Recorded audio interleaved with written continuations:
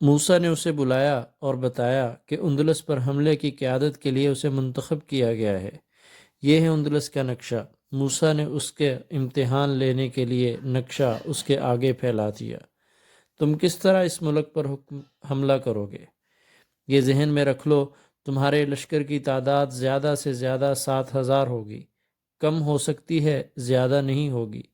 طارق بن زیاد نے نقشہ طے کر کے الگ رکھ دیا اور کہا، محترم امیر، میں اس عہد اور اس اصول پر اندلس کے ساحل پر لشکر اتاروں گا کہ پیش قدمی ہوگی اور پسپائی کی کوئی سوچے گا ہی نہیں، فتح یا موت۔ موسیٰ کے بوڑھے ہونٹوں پر مسکراہٹ آ گئی۔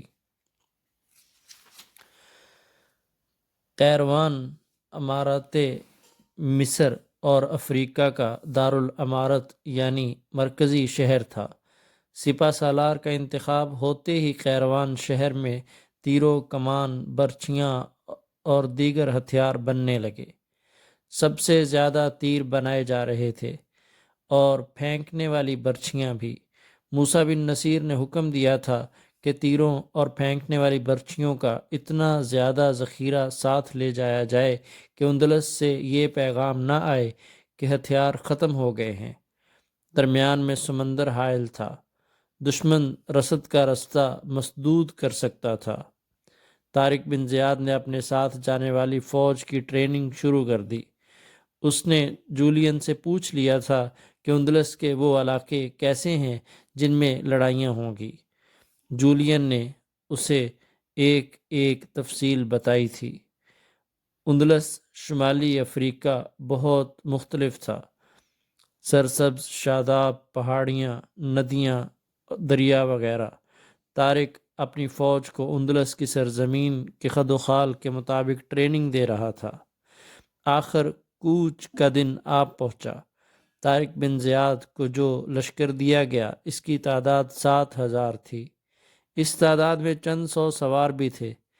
یہ تمام لشکر بربروں کا تھا۔ جولین نے انہیں 4 بڑے جنگی جہاز اور اپنے ملاح اور جہاز ران دیے تھے۔ یہ جہاز ران اتنے بڑے تھے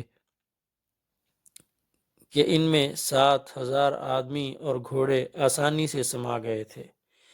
امیر محترم طارق بن زیاد نے جب موسیٰ بن نصیر سے ہاتھ ملا کر رخصت ہونے لگا تو اس نے کہا، آپ تک صرف فتح کا مژدہ پہنچے گا۔ یہ نہ بھولنا ابن زیاد، موسیٰ نے کہا کہ دشمن کی تعداد 1,00,000 سے بھی زیادہ ہو سکتی ہے۔ ہمارے دشمن کی تعداد ہر جگہ میں ہم سے کئی گنا زیادہ رہی ہے۔ طارق بن زیاد نے کہا، میں آپ کو ایک بشارت سنانا چاہتا ہوں کہ میں نے گزشتہ رات خواب میں رسول کریم صلی اللہ علیہ وسلم کو دیکھا۔ آپ نے مجھے بشارت دی ہے کہ ہمت اور استقلال کا دامن نہ چھوڑنا، فتح تمہاری ہوگی۔ طارق کا یہ خواب عیسائی مورخوں نے بھی اپنی کتابوں میں لکھا ہے۔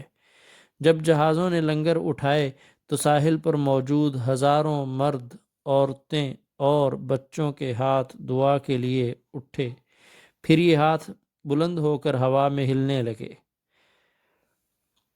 عورتوں کی آنکھوں میں آنسو تیرنے لگے۔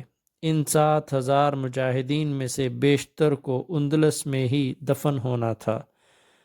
وہ اللہ کا پیغام سمندر پار پہنچانے کے لیے ہمیشہ کے لیے نظروں سے اوجھل ہو رہے تھے۔ تاریخ 9 جولائی 711 عیسوی تھی۔ جہاز ایک ساحلی مقام پر لگے جو کیلپے کہلاتا تھا، پھر اس کا نام جبل الطارق ہو گیا جو آج تک قائم ہے۔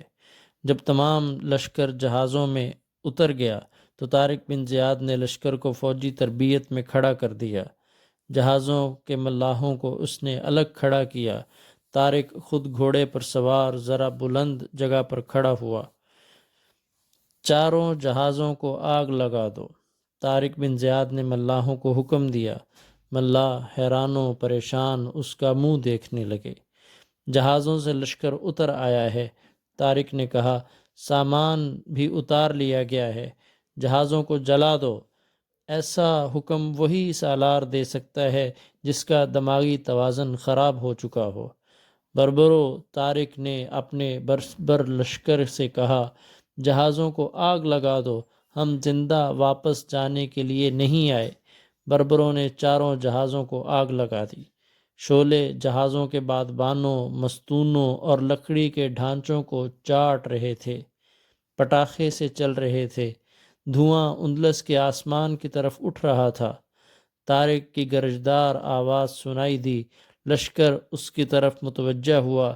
طارق لشکر سے مخاطب ہوا اور اس کی آواز میں بجلی کی گرج اور کڑک تھی۔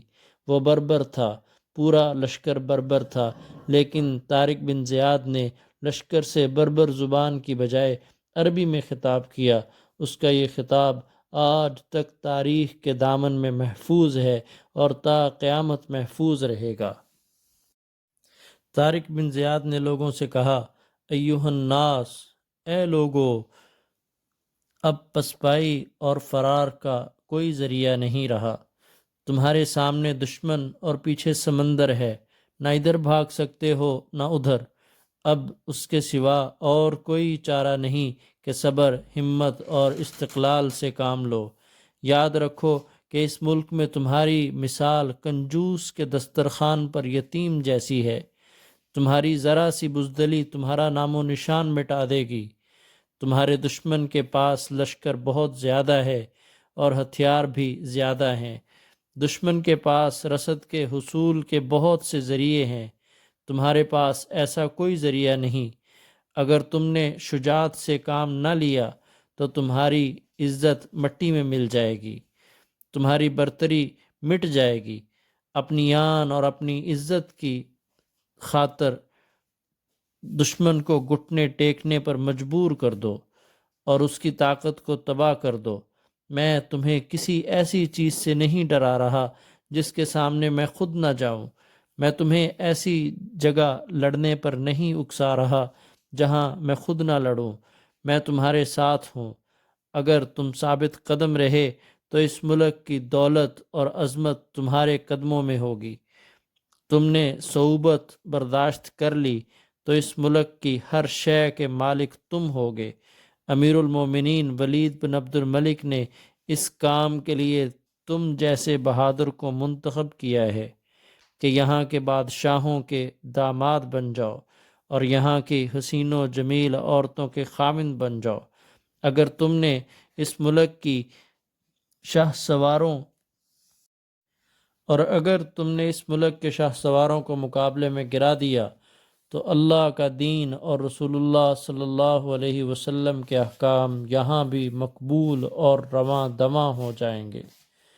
دل میں بٹھا لو کہ میں تمہیں جس طرف لے جا رہا ہوں اس طرف جانے والا پہلا شخص میں ہوں گا۔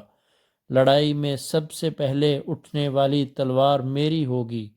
اگر میں مارا جاؤں تو تم عقل اور دانش والے ہو، کسی اور کو سپہ سالار بنا لینا، مگر اللہ کی راہ میں جانوں کی قربانی سے منہ نہ موڑنا اور یہ ملک فتح ہونے تک چین سے نہ بیٹھنا۔